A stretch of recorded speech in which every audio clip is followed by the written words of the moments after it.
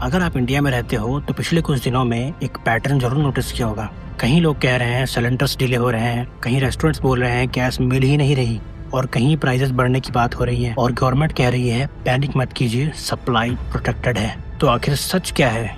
क्या इंडिया में वाकई एलपीजी क्राइसिस है या सिर्फ र्यूमर्स और पैनिक का रिजल्ट है?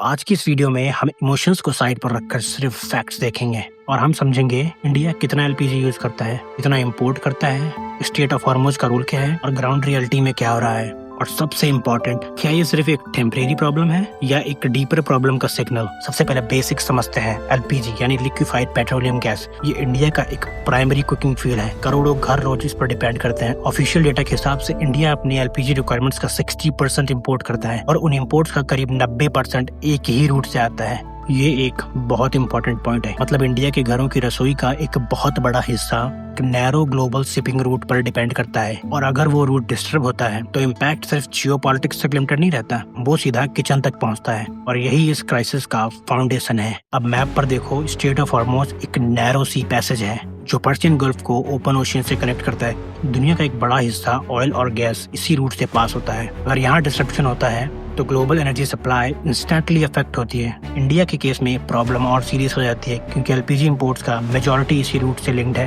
तो जब वेस्ट एशिया में कॉन्फ्लिक्ट्स बढ़ते हैं तो इंडिया के लिए सिर्फ वो न्यूज नहीं रहती, वो सप्लाई रिस्क बन जाती है। और सप्लाई चेन का रूल सिंपल है, तो जब फ्लो रुकता है प्रेशर बढ़ता है, प्रेशर बढ़ता है तो प्राइसेस मूव करते हैं, प्राइसेस बढ़ते हैं तो लोग पैनिक करते हैं और पैनिक से सिस्टम और भी अनस्टेबल हो जाता है।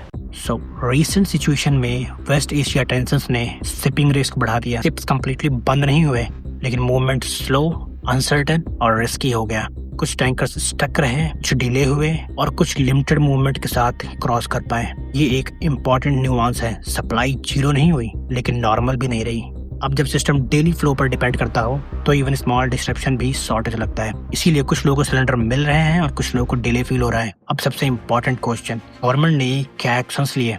मार्च 2026 में कुछ की स्टेप्स लिए गए। एलपीजी कंट्रोल ऑर्डर इशू हुआ। रिफाइनरीज को प्रोडक्शन इंक्रीज करने के लिए बोला गया। शॉर्ट टर्म में एलपीजी को 28% तक बूस्ट किया गया। बुकिंग इंटरवल 21 से बढ़ाकर 25 दिन कर दिया गया। डोमेस्टिक सप्लाई को प्रायोरिटी दी गई। कमर्शियल यूजर्स की सप्लाई रिड्यूस की गई। अब इसको लॉजिकली देखो, अगर सिस्टम बिल्कुल नॉर्मल होता तो क्या इतने एग्रेसिव स्टेप्स लिए जाते? ये एक्शंस एक चीज को क्लियरली दिखाते हैं कि सिस्टम पर प्रेशर था।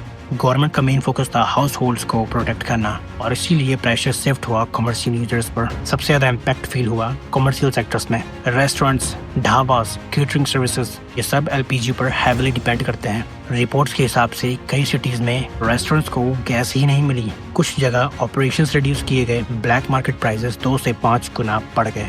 सोचो इसका मतलब क्या है? एक रेस्टोरेंट का कोर फ्यूल ही अनअवेलेबल हो जाए। इलेक्ट्रिक बैकअप हर जगह पॉसिबल नहीं, पीएनजी हर एरिया में अवेलेबल नहीं, अल्टरनेट फ्यूल्स प्रैक्टिकल नहीं होते और इसका डायरेक्ट इम्पैक्ट कस्टमर पर आता है। एक इम्पॉर्टेंट कंफ्यूजन यहाँ होता है कि कुछ लोग बोलते हैं हमें तो गैस मिल रही है, क्राइसिस नहीं है। कुछ बोलते हैं सिस्टम कोलैप्स हो गया है।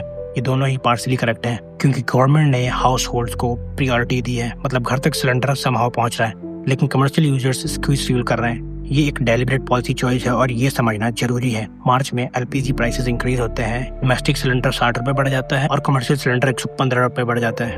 अब ये प्राइस हाइक अपने आप में प्रॉब्लम नहीं होता, ये ग्लोबल मार्केट के हिसाब से होता है, लेकिन टाइमिंग मैटर करती है। जब ऑलरेडी अनसर्टेनिटी हो तब प्राइस इंक्रीज पब्लिक को और सेंसिटिव लगता है। कमर्शियल सेक्टर्स में तो एक्चुअल कॉस्ट और ज्यादा बढ़ गई क्योंकि ब्लैक मार्केट और शॉर्टेज इफेक्ट ऐड हो गए। ये कॉस्ट अल्टीमेटली कस्टमर तक पास होता है। अब सबसे इम्पोर्टेंट और अनकंफर्टेबल सवाल, क्या ये क्राइसिस अवॉइड हो सकती थी? कंप्लीटली अवॉइड नहीं, लेकिन इम्पैक्ट को रिड्यूस किया जा सकता था क्योंकि इंपोर्ट डिपेंडेंस नोन थी, हॉर्मोज रूट रिस्क नोन था, ग्लोबल टेंशंस अनप्रेडिक्टेबल नहीं थी। प्रॉब्लम ये नहीं है कि वॉर हुआ, प्रॉब्लम ये है कि सिस्टम इतना डिपेंडेंट है। अगर आप एक एसेंशियल फ्यूल को एक ही रूट पर डिपेंड करते हो तो रिस्क ऑटोमेटिकली हाई हो जाता है। इंडिया ने अल्टरनेटिव सोर्सेज से एलपीजी इंपोर्ट करना स्टार्ट किया है, जैसे यूएसए एंड अदर कंट्रीज। कुछ टैंकर सक्सेसफुली इंडिया तक पहुंचे भी हैं, लेकिन एक इम्पॉर्टेंट बात समझो, 1 या 2 शिपमेंट सिस्टम को स्टेबलाइज नहीं करते।